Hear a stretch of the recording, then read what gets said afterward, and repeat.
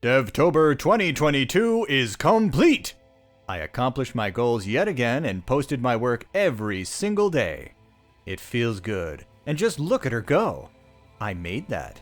Well, to be specific, in case you haven't watched the previous devlogs, I only rigged and animated with it. The character design and 3D model was commissioned. You can find the artist links in the comments. This was a whole month of learning in Blender. No regrets. I feel more comfortable with Blender now, and I have a skill set I hope to be using a lot in the future. Even if I don't, I now have a custom rig and animation for my game.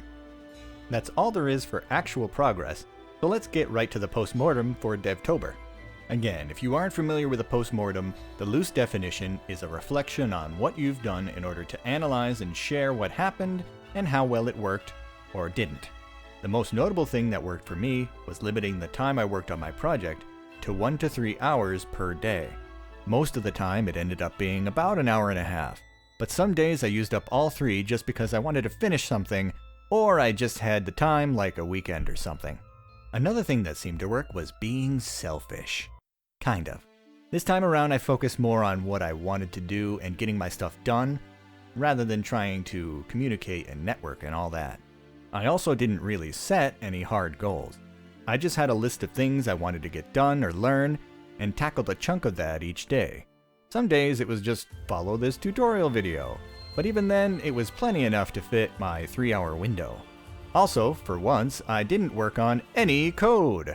This was much less strenuous for me. I work on code for my day job, and it's much easier to get into something completely different for my personal project. It felt much less like a jam, more like a somewhat reasonable routine. While most of my experience was an improvement over last year, I still found a few things that didn't quite work. I always felt the jam part of Game Jam wasn't quite right. If I have to jam or cram something into my life, that implies it doesn't belong there. I'm not going to want to continue doing it if it doesn't fit. There were some days I noticed I was falling behind in a few other non-game dev aspects of my life routine. I still had the mindset of wanting to get something done just for the jam, just to be able to say I did it.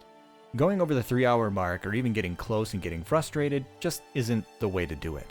Other than that, the only other minor thing that didn't work was how I didn't really interact with others. Anyone can complain that others don't interact with you, but I really didn't go out of my way either. This sort of goes against what I said about doing game dev for myself, but if I want the social and community part of indie dev, I should really act the part. Speaking of, that brings us to what I would change about my experience. Putting aside a chunk of time specifically for the community might be a good starting point. In general, a lot of my posts online are kind of slapped together, and I should probably make my game dev presence online more appealing. I could at least figure out a better and more consistent plan for sharing progress in a way that people like. Another thing I would change is if I could just get money from random people to do whatever I want in game dev. I think that would work out great. Then I could quit my job and do more stuff with more time.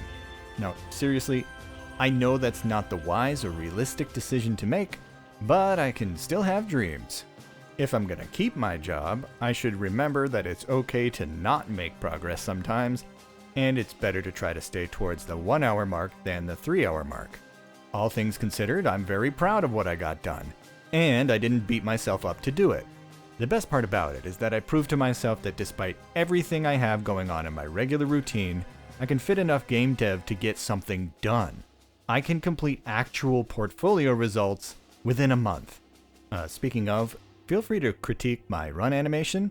It's my first real animation, and I am very interested to hear what people have to say and how well I did.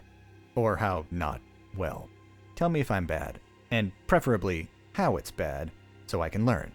I'm going to shift my focus away from the game for a few days and try to figure out the best way to adapt my Devtober routine into my daily life, so that I can keep working on my project all the way until next Devtober.